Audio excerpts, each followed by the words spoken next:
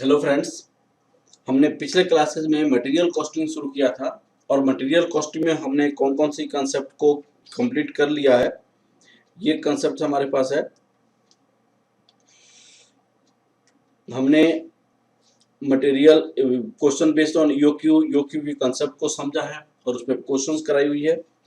Types of stock level ये भी complete किया। Question based on stock out ये भी कंप्लीट किया। Optimal level of safety stock ये भी हमने कंप्लीट किया। आज हम स्टडी करेंगे appropriate supplier of raw material, store ledger on FIFO LIFO weighted average, material turnover ratio. ये इतने पे हम आज स्टडी करेंगे। फिर उसके बाद ऑलमोस्ट हमारे पास कंप्लीट होने वाला है ये टॉपिक्स। स्टार्ट करते हैं क्वेश्चंस। ये क्वेश्चंस देखते हैं। सबसे पहले appropriate supplier of raw material.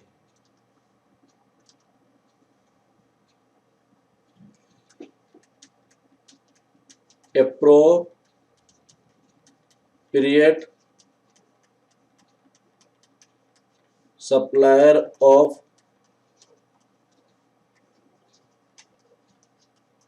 Raw material.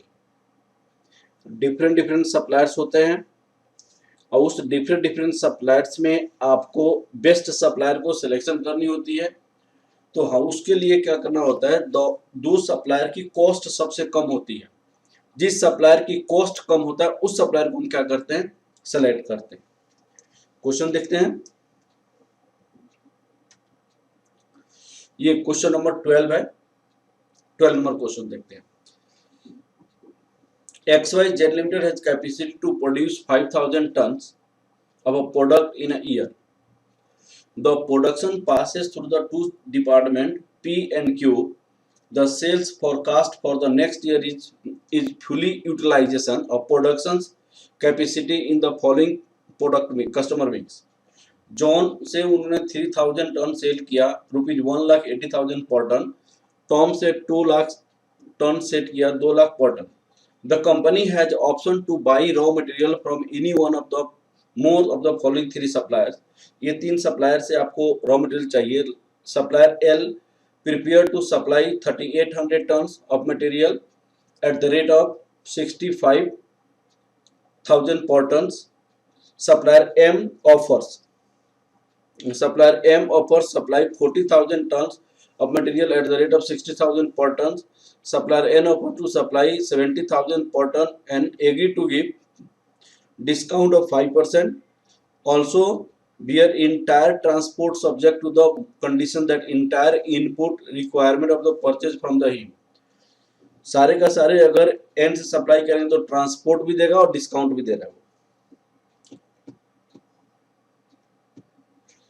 फिर the cost of transporting materials from supplier to XYZ Limited 3,000 ton from the L, 5,000 from the M. Average scrap in production department 5% and production department Q 10% of the final output. The scrap of department P realizes 20,000 per tons and Q से हमें scrap जो मिल रहा है, scrap जो P से मिल रहा है उसका 20,000 पर टन के हिसाब से और डिपार्टमेंट Q से जो मिला 25,000 पर टन के हिसाब से हम दे रहा है। Budgeted cost for the two departments for the next year is this. Budgeted cost for the two department, यहाँ पे डिपार्टमेंट P डायरेक्ट मटेरियल का कॉस्ट ये है, Q का 50,000 से 20,000 P का है, ओवरहेड ये है। The gross quantity of material input to be purchase, gross quantity कितनी होगी। अब देखिए इसमें हमें क्वेश्चंस कितना मटेरियल परचेज करना पड़ेगा। तो सबसे पहले हमें जो आउटपुट क्या चाहिए, आउटपुट चाहिए 5,000 हमें आउटपुट करनी है। आउटपुट 5,000 करनी है, 3,000 प्लस 2,000 5,000 आउटपुट करनी है। इस 5,000 में हमें आपको किस किस से परचेज करनी है। द कॉस्ट ऑफ ट्रांसपोर्टिंग ये 3,000 per ton in case of the purchase from L. यहाँ पे उन्होंने पी डिपार्टमेंट में हमारे पास 5% का क्या हो रही है, स्क्रैप निकल रहा है। क्यू डिपार्टमेंट 10% का फाइनल आउटपुट का। तो ये आपकी डिपार्टमेंट को इतनी से ज्यादा आपको आउटपुट मैंने आपको क्या मटेरियल यूज करना पड़ेगा, मटेरियल आपको यूज करना पड़ेगा हमारे 5000 बनाने के लिए आउटपुट आपको 5000 है, ठीक है। अब इसके बेसिस पे हम सिलेक्शन करेंगे यहाँ पे क्वेश्चन नंबर 12। फर्स्ट पार्ट का आंसर आपको निकालनी है।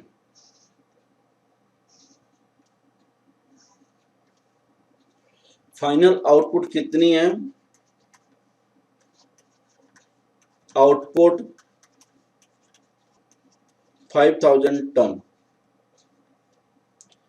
Scrap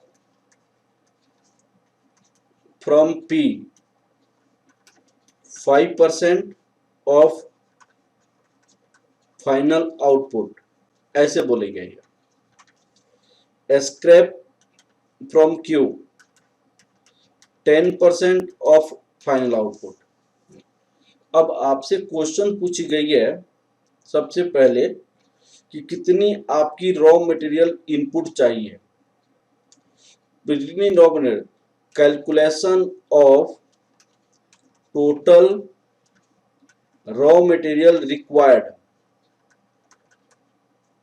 required to produce 5000 tons. 5000 tons product बनाने के लिए कितनी रॉ मटेरियल की रिक्वायरमेंट्स है? रॉ मटेरियल कितना आपको चाहिए? टू प्रोड्यूस 5000 टन्स के लिए कितनी रॉ मटेरियल की रिक्वायरमेंट है?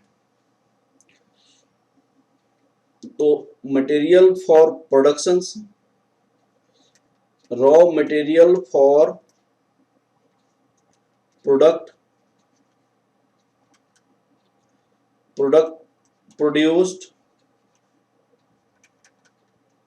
produced तो 5000 चाहिए, plus scrap in department P 5% of 5000। Department P में 5% of 5000 250 plus scrap in department Q 10% of 5000, तो आपको 500 total raw material required. Total raw material required आपकी टोटल रॉ मटेरियल कितना हो जाएगा? 5750 टन्स। इतनी आपको रॉ मटेरियल चाहिए, इतना रॉ मटेरियल चाहिए, ठीक है। अब देखिए, ये पहले पार्ट का आंसर कंप्लीट हो गया हमारे पास। पहले पार्ट का आंसर हमारा कंप्लीट हो गया। अब हम सेकेंड पार्ट का आंसर देखेंगे।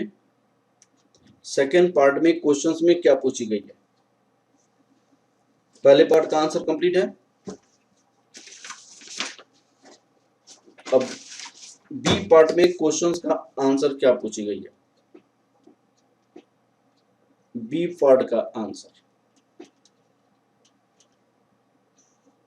बी पार्ट में क्वेश्चंस में क्या पूछी गई है उसको देखिए। उन्होंने कहा है बी पार्ट में, देखिए सप्लायर एम। बी पार्ट का आंसर देखिए, बी पार्ट में क्वेश्चंस क्या पूछी गई है?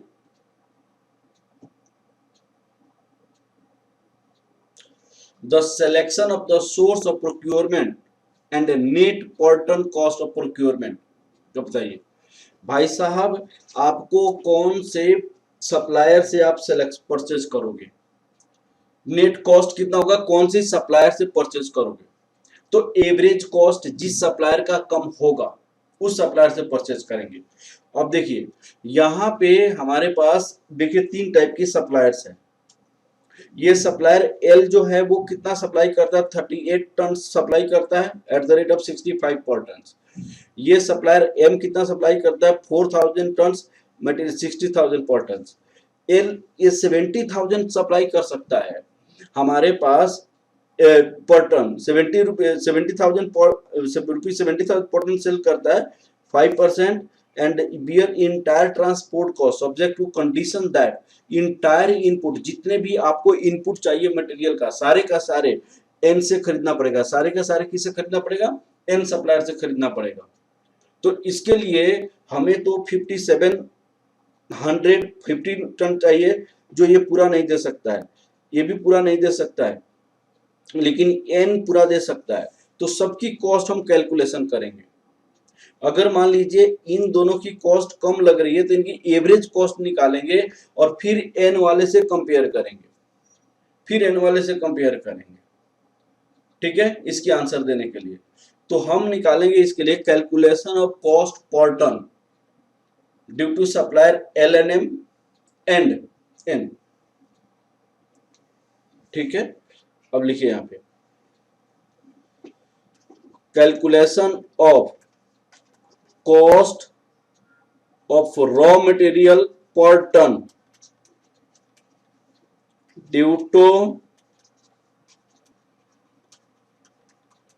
supplier L&M और N, ये और इस दोनों में, क्योंकि ये दोनों पूरा सप्लाई कर ही नहीं सकता। अब सप्लायर, यहां पे आपके पास सप्लायर है,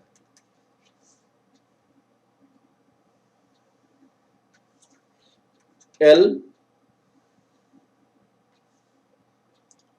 M N, cost per ton of raw material, per ton of raw material, cost per ton of raw material। अब देखिए यहां पे cost per ton of raw material, यहां पे L के केस में ₹65,000 है, ₹60,000 है, ₹70,000 है। डिस्काउंट लेस डिस्काउंट, सर इन्होंने डिस्काउंट नहीं दिया, ये डिस्काउंट नहीं दिया, एन कर है कि मैं डिस्काउंट दूंगा। और कितना परसेंट डिस्काउंट होगा? 5%, 5% ऑफ 70,000, तो 3 ये आपको डिस्काउंट मिल गया, प्लस ट्रांसपोर्टेशन, ट्रांसपोर्ट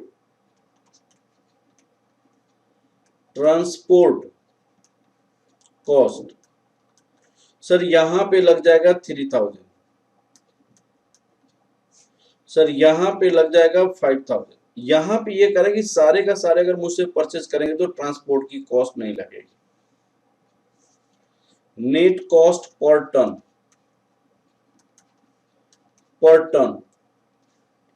रुपीज आपको यहां पे कितना हो जाएगा? 68,000, यहां पे ₹65,000, यहां पे 66,500, 66,500। तो कॉस्ट पर टन सबसे कम इनका पड़ रहा है, और ये सेकंड में पड़ रहा है, और ये इनकी थर्ड टर्म में पड़ रहा है। तो हमारे पास दो ऑप्शन है, हम ये सप्लायर कितना सप्लाई कर सकता है, ये वाला सप्लायर कितना सप्लाई कर सकता है 65,000, ये मटेरियल कैन सप्लाई,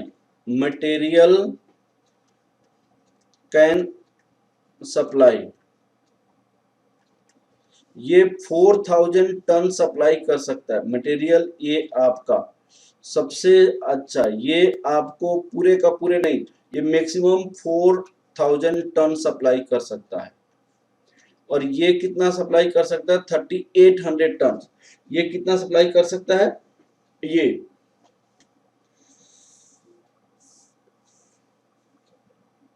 M4000 ये 3,800 टन सप्लाई कर सकता है, और ये 5,750 टन सप्लाई कर सकता है।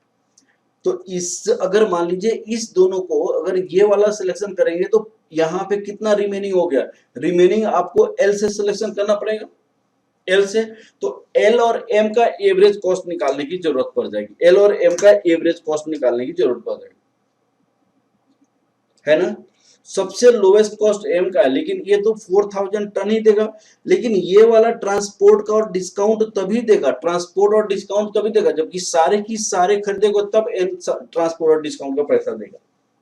अगर सारी की सारी मटेरियल अगर यहाँ से खरीदे तब ट्रांसपोर्ट और डिस्काउंट का पैसा देगा, अदरवाइज ये पैसा नहीं देगा। तो इसीलिए हमें किसको सिलेक्शन करना पड़ेगा, हमें ये अगर एम लेते हैं तो एल के साथ जाना पड़ेगा, एम लेते हैं तो एल के साथ हमें जाना पड़ेगा, ठीक है। तो यहां पे हम लिखेंगे, यहां पे लिखेगा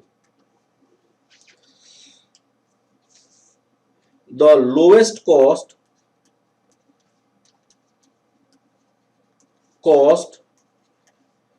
of supplier M, but supplier M cannot supply raw material more than 4000 tons. Hence, for remaining raw material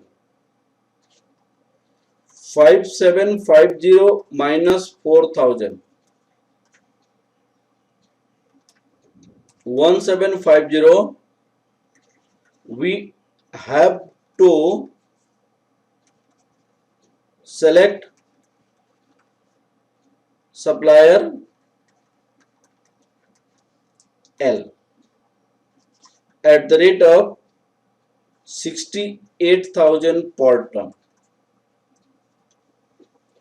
क्योंकि एन जो है इंटायर सप्लाई करने के बाद ही वो डिस्काउंट और ट्रांसपोर्ट देगा। एन जो है डिस्काउंट और सप्लाई कब देगा, जबकि इंटायर, तो उस केस में उसकी कॉस्ट तो 70,000 हो जाएगा, इसीलिए हम उसको नहीं सेलेक्ट करेंगे। तो average cost per ton from supplier M and L. Sir 4000 ton उसने दिया, किसके रेट से दिया, 65,000 पर टन के हिसाब से दिया।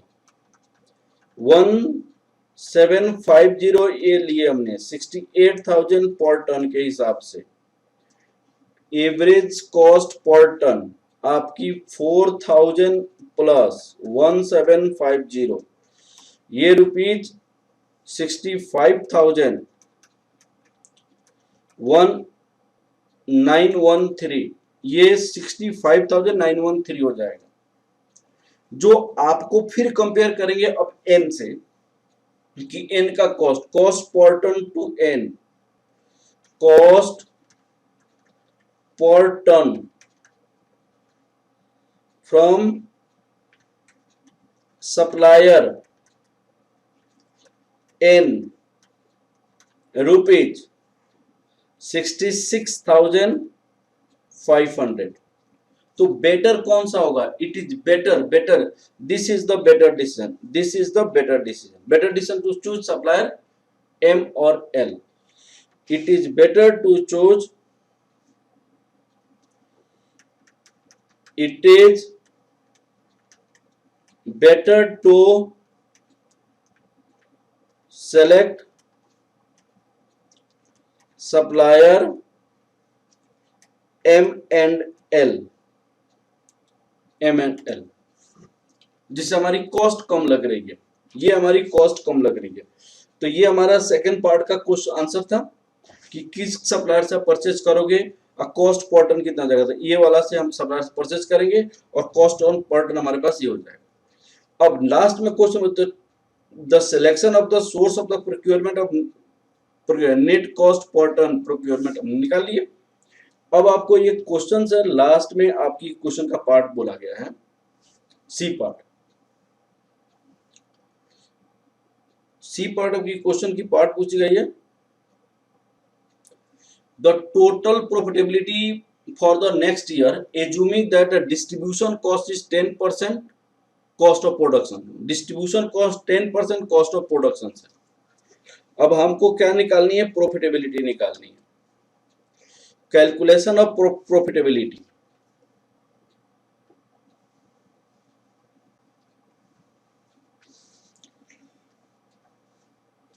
सी पार्ट का आंसर।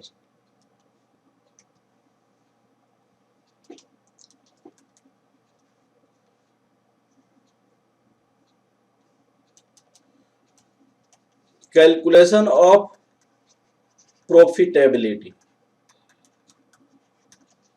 कैलकुलेशन ऑफ प्रॉफिटेबिलिटी, जबकि डिस्ट्रीब्यूशन कॉस्ट हमारे पास कितनी है? Distribution cost 10%। तो सेल हमने कितना में किया और प्रॉफिटेबिलिटी कितना होगा, ये सारे। तो कॉस्ट को सबसे पहले हम निकालेंगे।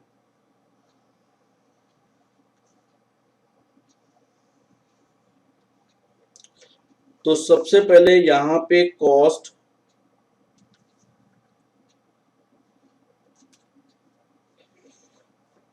Raw material cost,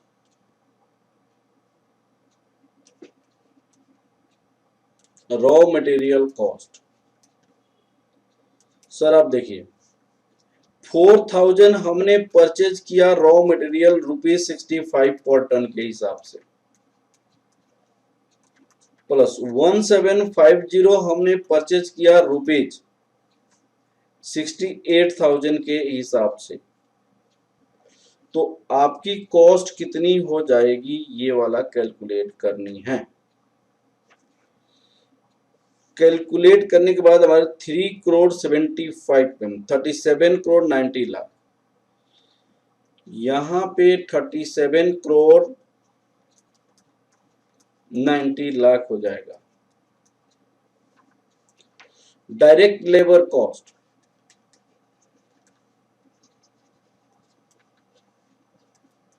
labour cost तो यहां पे दो है। डिपार्टमेंट पी में हमारे पास डायरेक्ट लेबर 20 लाख है, और डिपार्टमेंट पी में, और डिपार्टमेंट क्यू में हमारे पास लेबर कितनी है? 50 लाख है। तो ये टोटल आपके पास 70 लाख लेबर की कॉस्ट हो जाएगी। डायरेक्ट ओवरहेड,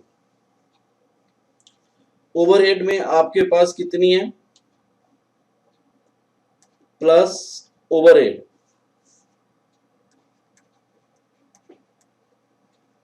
ओवरहेड इसमें डिपार्टमेंट पी में कितनी है? 60,000 है, 60 लाख है। और डिपार्टमेंट क्यू में हमारे पास कितनी है? 1 करोड़ 50 लाख है। ये हमारे तो 2 करोड़ 10 लाख हो जाएगा, 2 करोड़ 10 लाख रुपीज हो जाएगा। अब यहां सबको ऐड करने के बाद डिपार्टमेंट ओवरहेड्स इतना हो गया। तो 40 करोड़ 70 लाख हो जाएगा। ये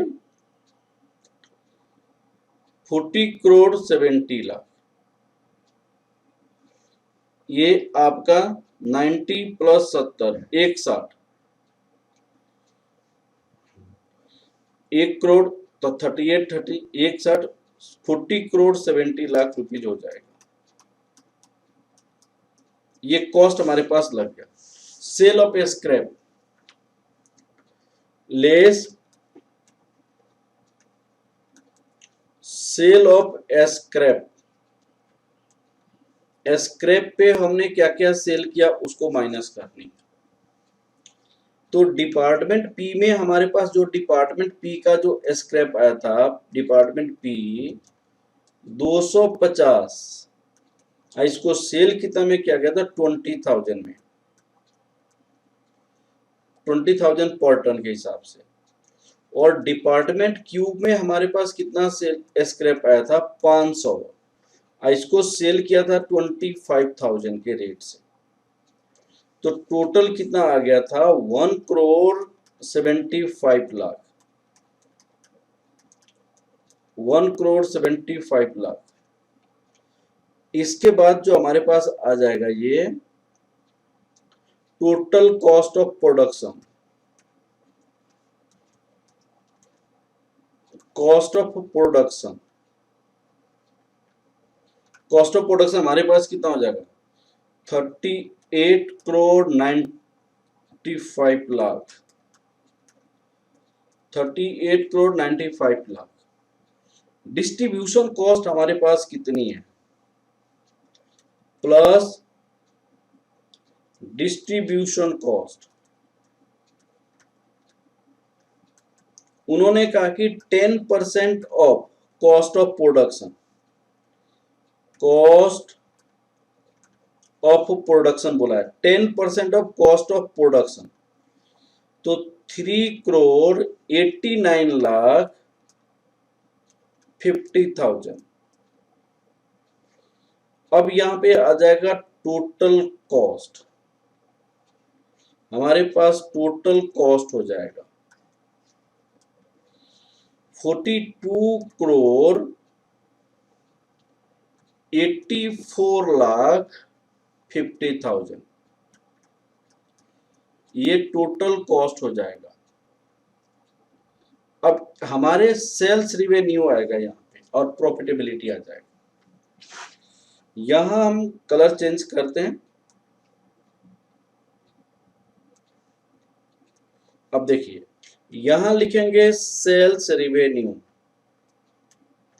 सर एक 3,000 टन जो सेल किया गया 1,80,000 पर के हिसाब से, और 2,000 टन सेल किया गया वो 2 लाख के हिसाब से, तो टोटल 94 करोड़ में हमने क्या किया सेल कर दिया, टोटल 94 करोड़ का सेल कर दिया, 94 करोड़ में सेल किया।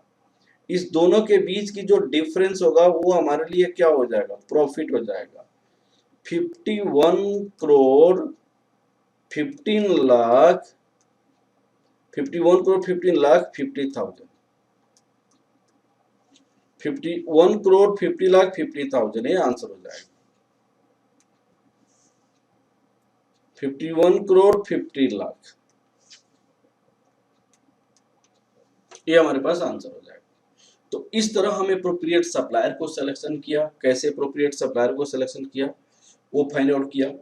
फिर हमने आपको प्रॉफिटेबिलिटी निकाला, प्रॉफिटेबिलिटी ऑफ परसेंटेज निकाल सकते हैं, calculation of profit percent, profitability percentage, यहां पे प्रॉफिटेबिलिटी परसेंटेज प्रॉफिटेबिलिटी परसेंटेज, तो प्रॉफिटेबिलिटी परसेंटेज हमारे पास कितनी हो गई सर, हमारे पास 51 करोड़ 15 लाख 50,000 प्रॉफिट हुआ, कितने में 94 इतना में, कितनी परसेंट प्रॉफिट हो गया 54.42% आपकी प्रॉफिट हो गया। यह क्वेश्चन कंप्लीट हो गया। अब हम आपको लीफो फीफो ये सारी पे बेस्ड हम क्वेश्चंस करते हैं, और एक क्वेश्चन देखते हैं, स्टार्ट करते हैं। हमारे पास सबसे पहले फीफो मेथड, इन्वेंट्री को कैसे मेंटेन करते हैं वो है FIFO method, first in first out, आप लोग पहले पढ़े हुए हैं, इस पे ज्यादा हम टाइम नहीं देंगे, क्वेश्चन करेंगे। LIFO method, last in first out,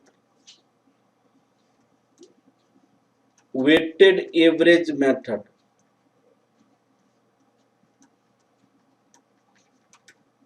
weighted average method, हम तीनों मेथड से आपकी क्वेश्चन करके दिखाएंगे, बहुत सारे क्वेश्चन सॉल्व भी है, ठीक है।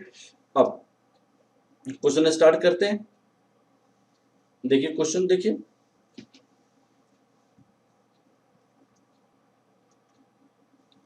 यहाँ पे ये क्वेश्चन से एक आपकी इसके कंसेप्ट में मैंने जो सप्लायर प्रिपेरेड सप्लायर उस पर सॉल्व क्वेश्चन भी दिया हुआ है, इस पे भी बहुत सारे सॉल्व क्वेश्चन दिया हुआ है, आप खुद करेंगे। ठीक है, ये क्वेश्चन पढ़ेंगे प्लीज।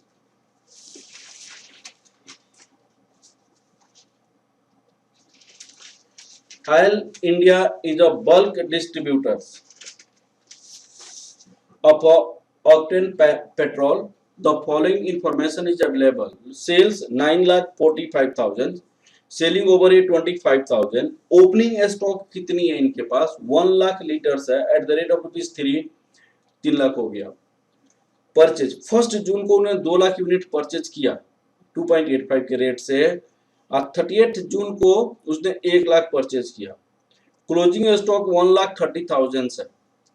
अब देखिए यहाँ पे उन्होंने 1 जून को परचेज किया, यहाँ पे कितने 2, इससे ओपनिंग स्टॉक कितना था 1 लाख, और 1 जून को परचेज किया इतना, तो टोटल हमारे पास कितना हो गया 3 लाख तो पहले से था, और 38 जून को भी परचेज किया। तो इसका मतलब क्या हुआ कि ये लास्ट में क्लोजिंग स्टॉक 38 जून को कितना 130 है, तो इसका मतलब 3 लाख में से 30,000 और होगा, 3 लाख में से 30,000 और होगा, जो कि 30,000 ये और 1 लाख हमने 38 जून को परचेज किया, तो टोटल 1,30,000 क्लोजिंग स्टॉक है, क्लोजिंग स्टॉक है। तो 1 to 29 में आपको कितना खर्च हुआ होगा 270 खर्च हुआ। Compute the value of data by first out weighted average and last out first out method. Inventory valuation of inventory on 38 June को निकालनी है। Amount of the cost of the goods sold for June, अब profit and loss आपको बताना। ठीक है, इस question का हम स्टार्ट करते हैं। यहाँ पे इस क्वेश्चन को निकालने के लिए सबसे पहले इस क्वेश्चन में जो दिया हुआ है वो इन्होंने क्या किया, ओपनिंग स्टॉक 1 लाख है, परचेज आपके पास 2 लाख है, टोटल आपका 3 लाख हो गया। यूज कितना किया होगा 2,70,000 यूज किया होगा, तभी तो 30,000 यहाँ पे बचा।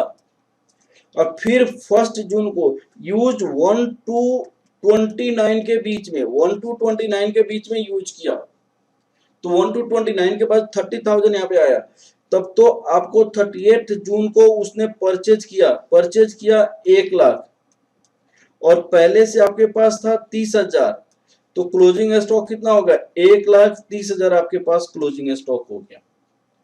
तो आपका जो रिसिप्ट जो आपने सप्लाई जो किया होगा इशू जो किया होगा, ये यूज कहिए या इशू कहिए, इशूज आपको 2,70,000 हुआ होगा। ठीक है, अब सबसे पहले हम क्या करेंगे, इसका हम निकालेंगे आपको weighted average.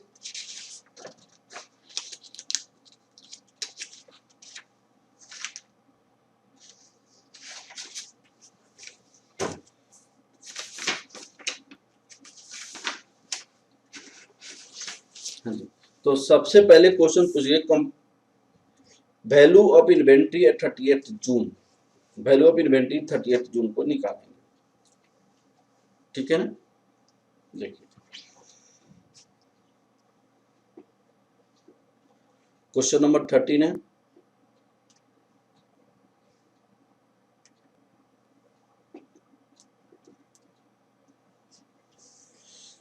Store ledger sheet हम देखेंगे, फर्स्ट पार्ट का आंसर।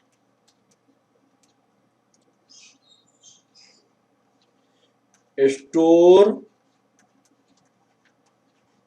लेजर शीट सबसे पहले फीफो मेथड, फीफो, यहां पे आपको फीफो, यहां सबसे पहले होता है डेट।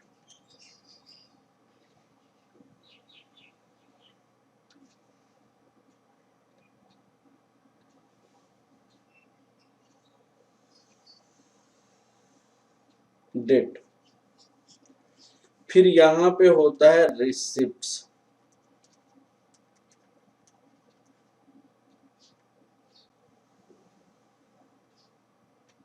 यहां पे होता है इशू।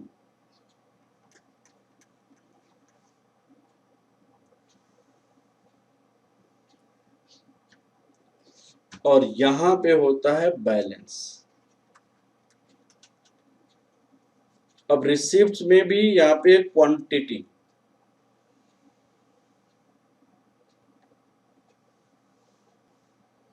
क्वांटिटी के बाद यहाँ पे होता है रेट।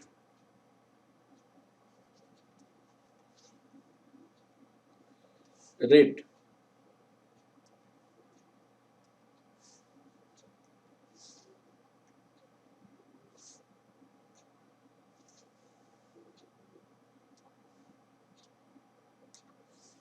रेट के बाद यहाँ पे रेट।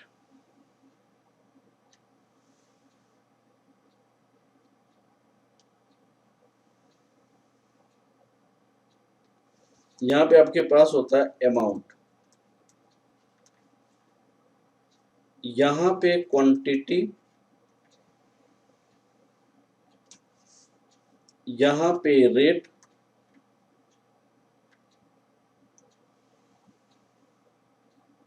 रेट के बाद यहाँ पे आपके पास आ जाएगा अमाउंट। ये इशू हो गया। बैलेंस में भी क्वांटिटी, फिर यहाँ पे रेट, यहाँ पे आपके पास हो जाएगा अमाउंट। सबसे पहले डेट 1 जून को, सर यहां कुछ नहीं, इसके पास 1 लाख की थी, 3 रुपया की रेट से रुपीज 3 लाख का यहाँ पे था। ठीक है, अब 1 जून को ही उसने 2 लाख यूनिट परचेज किया 2.85 के रेट से, तो 5,70,000 रुपीज हो गया इनके पास। तो ये आपका 1 जून को एंड में हमारे पास क्लोजिंग स्टॉक में क्या था, ये हमारे पास यहाँ पे 1 लाख तो जो पुराना था वो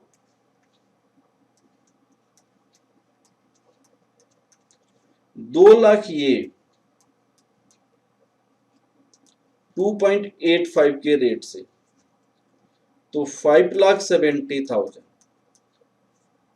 ये दोनों आपके पास रह गया। अब देखिए आप 2 लाख ये इस डेट को खत्म हो गया। ठीक है, अब यहां पे 1 to 29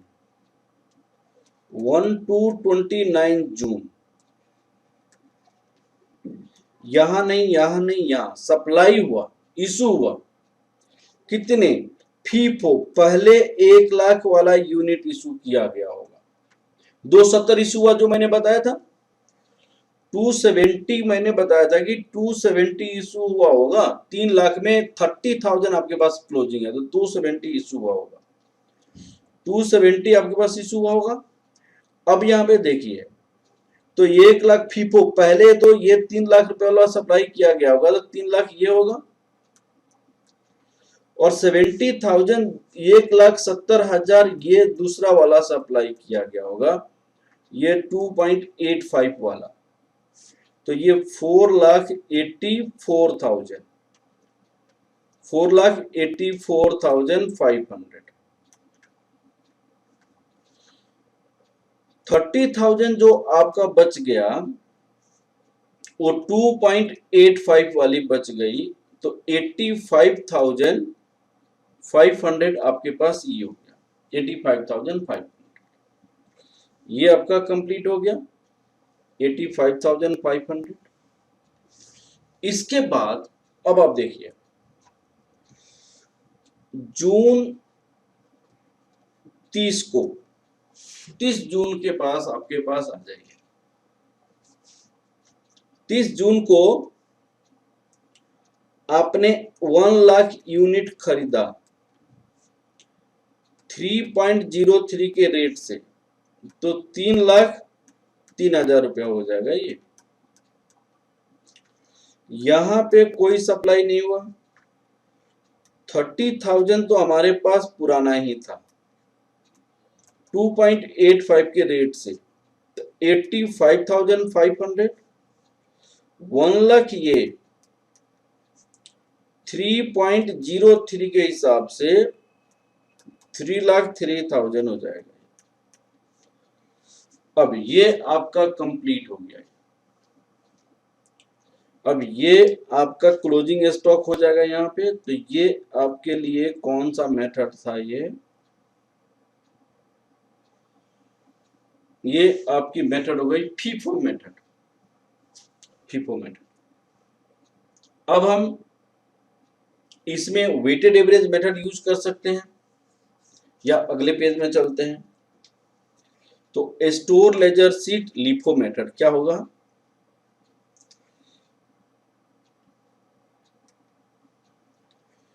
स्टोर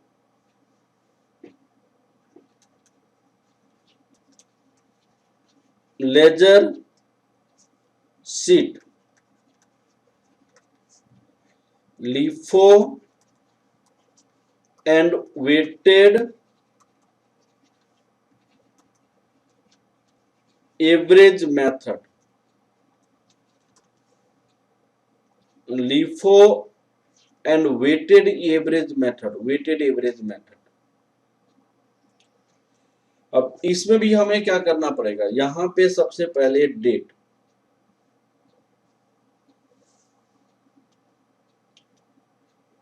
सबसे पहले यहां पे date,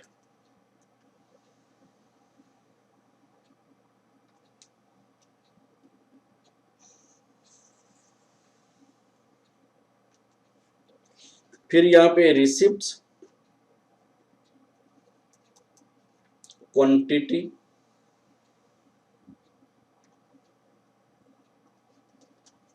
rate,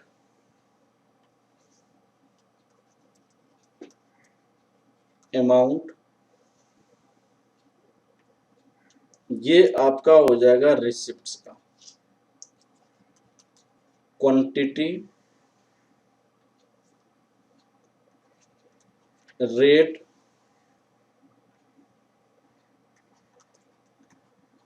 amount,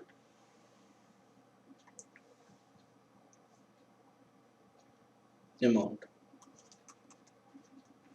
quantity, rate, amount.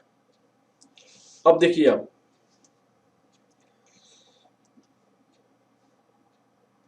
यहां पे था रिसिप्ट्स,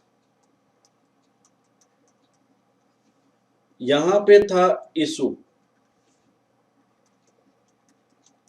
यहां पे था बैलेंस। यहां आप देखिए 1 जून को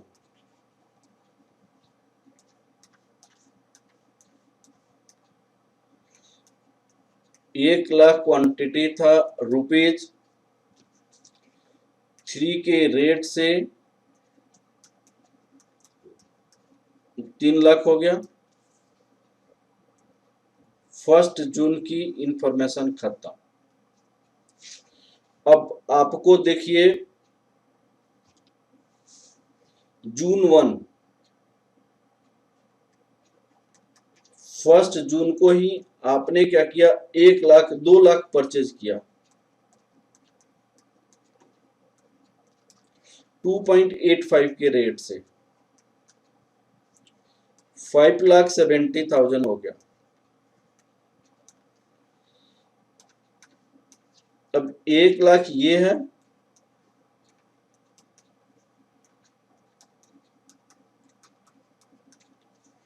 और 2 लाख ये है, 2.88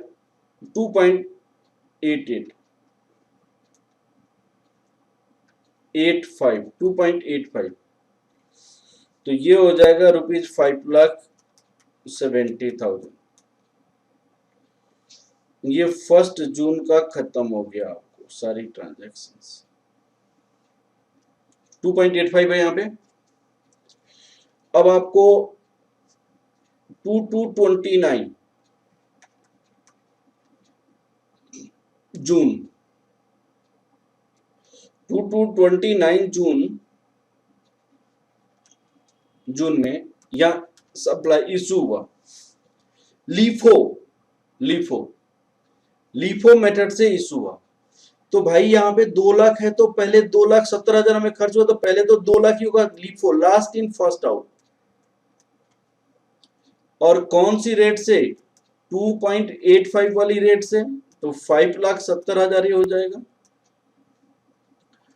अब जो होगा ये 70,000 जो बाकी हो गया, वो जो पहले से था 3 रुपया की रेट वाली, तो 2,10,000 ये सब हो गया होगा। अब बच जो जाएगा वो कितना बच जाएगा? 30,000 यूनिट्स बचेगा, ये 3 रुपया वाली, तो 90,000 ये बच जाएगा आपके पास।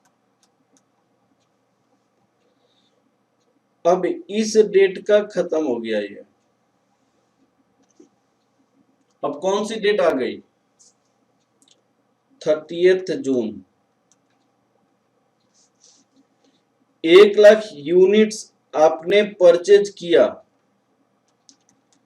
3.03 के हिसाब से, 3,03,000 आपके पास आ जाएगा। ठीक है, यहां पे आपके पास 30,000 यूनिट्स पहले से था ₹3 के रेट से, तो ₹90,000 यहां पे हो जाएगा। 1 लाख यूनिट्स ये है, 3.03, 3,03,000 रुपया ये हो जाएगा। ये आपका कंप्लीट हो गया कौन सी मेथड से? FIFO method, LIFO method complete हो गया। Now I am going to discuss weighted average. Weighted average यहां से कलर चेंज करता हूं। वेटेड एवरेज में यहां पे वेटेड एवरेज देखिए, फिर 1 जून को यहां हमारे पास कुछ नहीं, स्टार्टिंग से 1 लाख था, 3 रुपए की रेट से 3 लाख यहां पे हो गया। अब आपको ये पहला खत्म,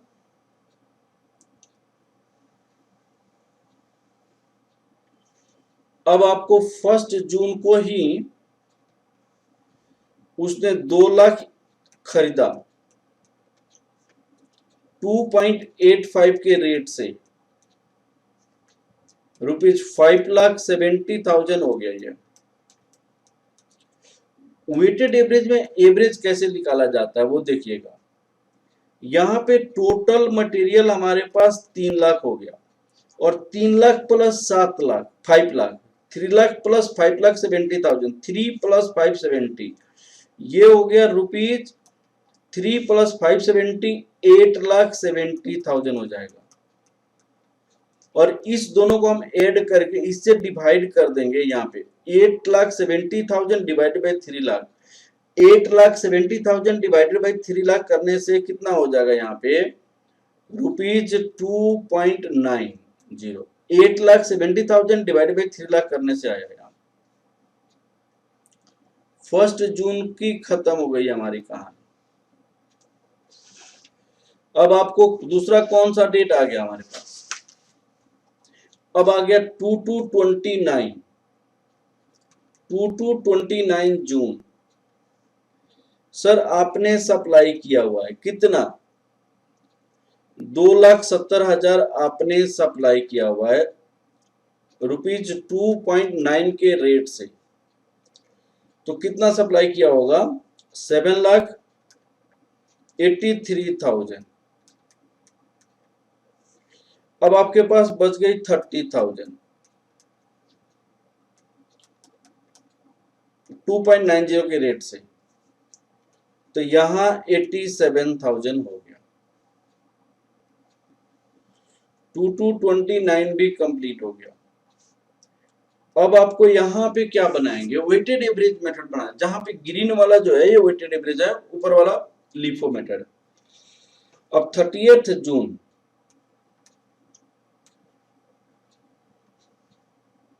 आपने 1 लाख खरीदा भी है।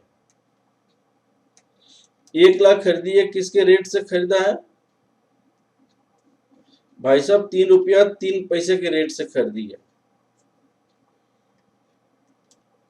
तो आपके पास 3,03,000 होगा।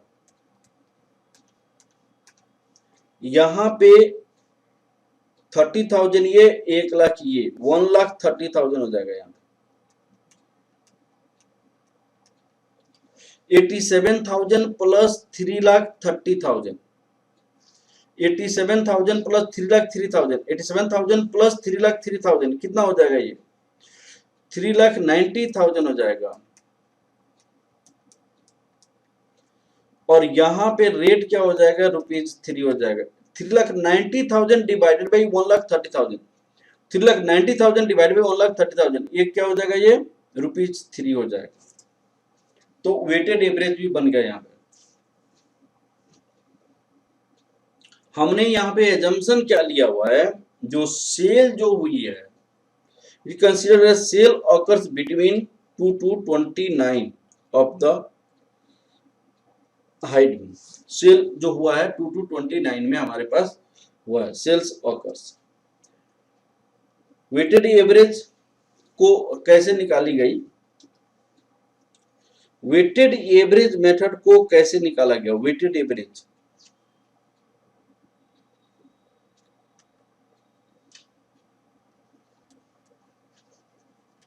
वेटेड एवरेज मेथड में हमने कॉस्ट को कैसे निकाला है? 5,70,000 plus 3 lakh whole divided by 3 lakh ₹2.9 आ जाएगा ये। And 3,03,000 plus 87,000 whole divided by 1,30,000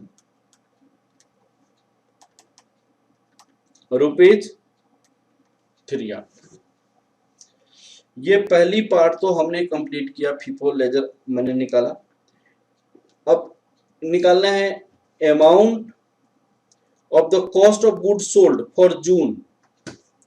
amount of cost of good sold for जून निकालनी है भाई साहब।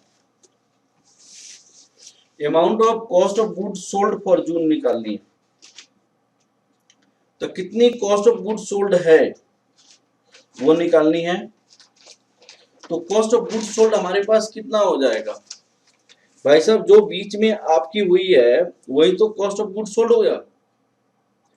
Amount of cost of good sold, cost of good sold जो भी आपके है, यहां पे जो इशू हुआ है उसी को कॉस्ट ऑफ गुड सोल्ड मानेंगे, उतना ही, क्योंकि दूसरी एक्सपेंडिचर यहां पे दिया नहीं। ठीक है, अब लिखिए यहां पे हमारे पास जो क्वेश्चन पूछी गई है,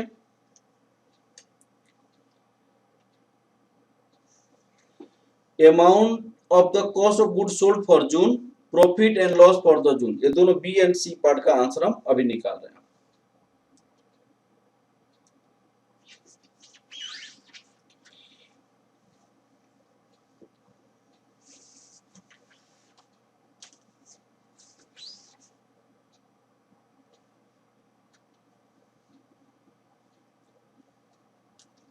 अमाउंट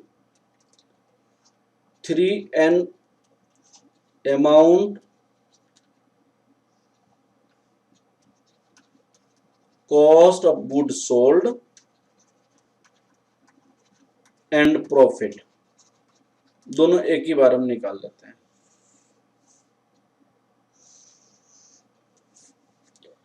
हमारे पास तीन बात है, फीफो,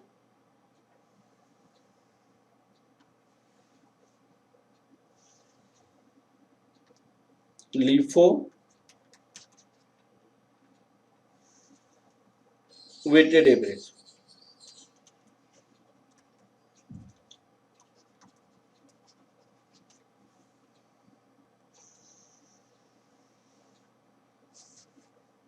क्लोजिंग स्टॉक जो है वो लास्ट में 30 जून के बाद है। Closing stock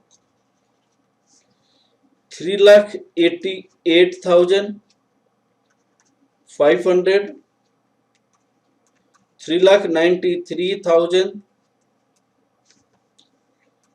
3,90,000। अब आपका कॉस्ट ऑफ गुड सोल्ड कितनी हो जाएगी? गुड सोल्ड, यहां पे जो इशू किया गया था उसको कॉस्ट ऑफ गुड सोल्ड मानेंगे। 7,84,500, 7,80,000, 7,83,000। अब एक कॉस्ट ऑफ गुड सोल्ड हो गया यहां पे, देखिए।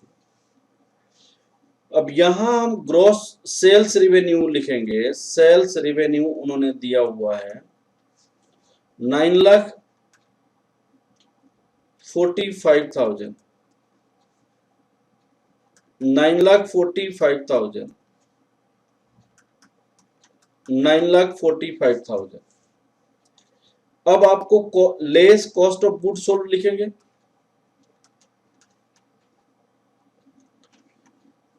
Good sold 7,84,500, 84,500, 7,80,000, 7,83,000। ये आपकी ग्रॉस प्रॉफिट हो जाएगा।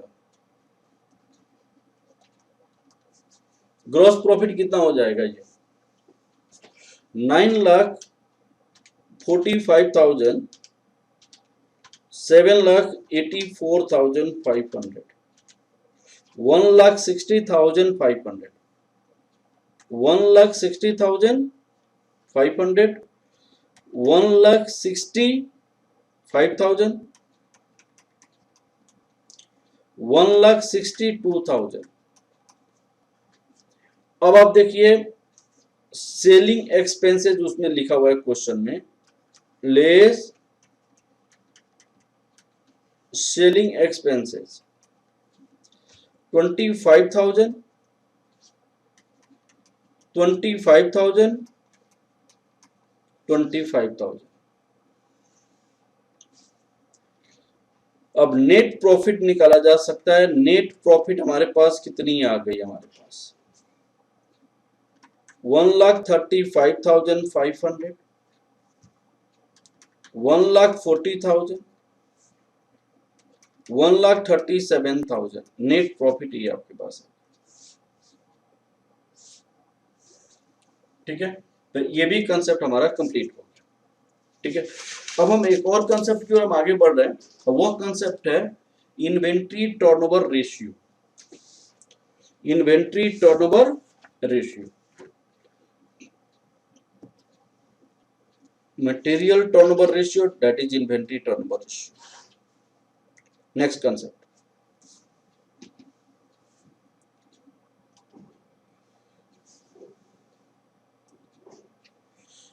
Question based on material turnover ratio में स्टडी करते हैं, that is inventory turnover ratio. देखिए, it is a ratio which is useful to measures the inventory performance. It is a ratio of the value of the material consumed during the period to average value of inventory during the period. A high ratio is an indicator of the fast moving stocks. Fast moving stock. बहुत fast move करता है। और low ratio indicate that blocking of working capital, जो पैसा में working inventory में लगाई है उसको रोक देता है low ratio working capital in untouchable items. Material turnover ratio equal to होता है क्या है, cost of material used, material consumptions, average value of the material in stock, material turnover in days during the period, inventory turnover ratio. इस पे questions भी है, हम एक एक करके हम दिखाते हैं, थोड़े सा मैं दिखाता हूं।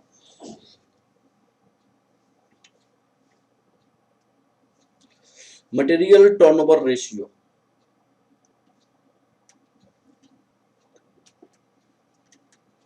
Material turnover ratio, material turnover ratio. This ratio explain the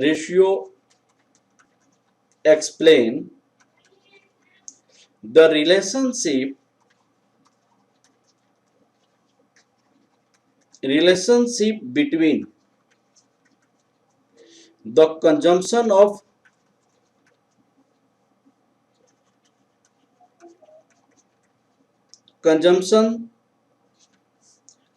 raw material and average stock maintain and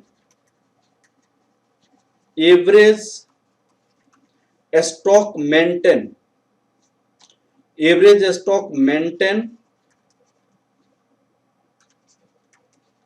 during the period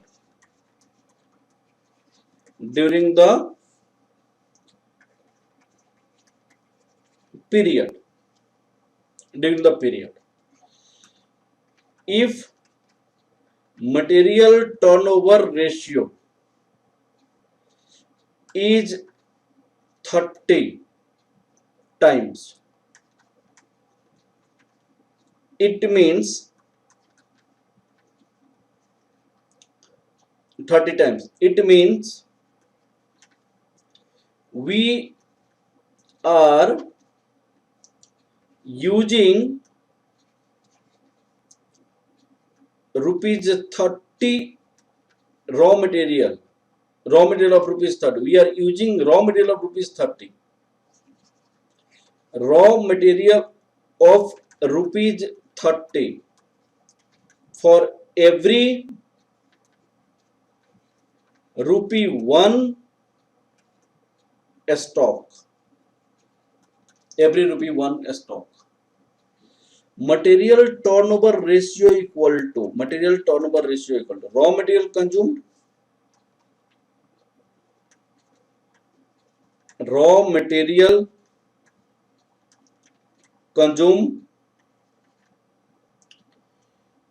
consume average stock of raw material, average stock of raw material, ये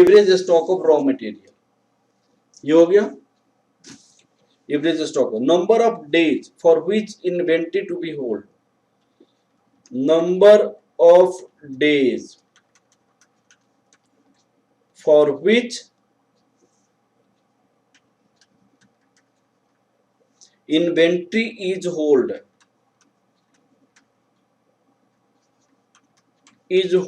inventory होगा, इसका formula क्या होता है, 365 days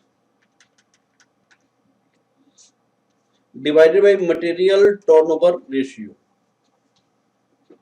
ये जो lower is preferable, यहाँ पे जो डेज जो होता है डेज वो लोअर प्रिफरेबल होता है, lower as better day, fast moving, lower is better day, that is fast moving,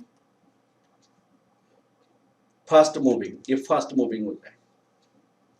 और आपको यहाँ पे मटेरियल टर्नओवर का ये जो है यहाँ पे ऑलरेडी जो हमने आपको बताया था, यहाँ पे डेज आपको ऐसे days during the period, inventory turnover ratio या मटेरियल टर्नओवर रेशियो, यहाँ पे ये वाला इंपॉर्टेंट है, high ratio is a indicator of the fast moving stock, fast moving stock. जब यहाँ पे हाई हो जाएगा तो ये क्या होगा, लो हो जाएगा, और यहाँ हाई, ये हाई बेटर है, ये लो बेटर है। डेज में निकालेंगे तो लो वाला बेटर है, और मटेरियल टर्नओवर रेशियो जो निकालेंगे वो हाई बेटर है, हाई में ज्यादा वो मूव करता है। अब जैसे हम एक क्वेश्चंस करते हैं, ये उन्होंने कहा कि भाई साहब ये वाला क्वेश्चंस करेंगे। Following data are available in respect of material ex year end 31st। Opening stock कितनी है 90,000, परचेज ऑफ मटेरियल कितनी, इतना है, क्लोजिंग स्टॉक इतनी है। Inventory turnover ratio and the number of days for which the average turnover is held, ये आपको calculation करनी है, ठीक है। मटेरियल टर्नओवर रेशियो का यह कैलकुलेशन करना है, इन्वेंट्री टर्नओवर रेशियो और यह। तो इसके लिए हमारे पास 90,000 प्लस डेज माइनस डेज, ये आपका क्या हो जाएगा, opening stock plus closing stock. यहां पे opening plus closing material turnover ratio में आ जाएगा।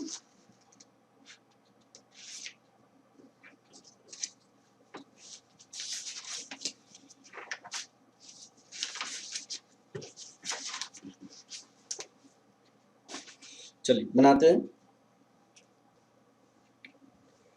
ओपनिंग 90,000, क्लोजिंग आपको इतना है,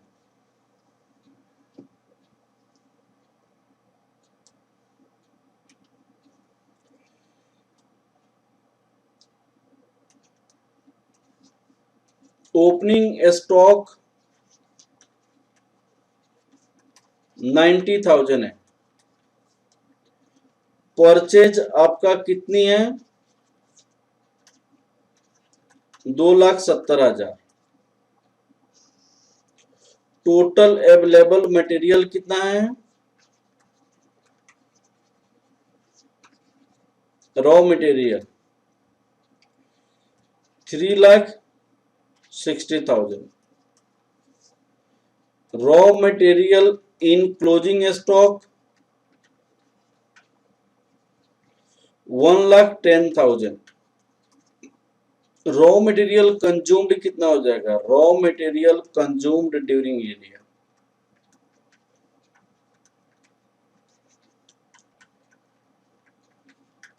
rupees 2,50,000। Average stock of raw material कितना हो जाएगा, average stock of raw material, opening stock plus closing stock whole divided by 2, 90,000 plus 1,10,000 whole divided by 2, 1 lakh. Material turnover ratio, material turnover ratio देखिए, raw material consumed divided by during the period average inventory,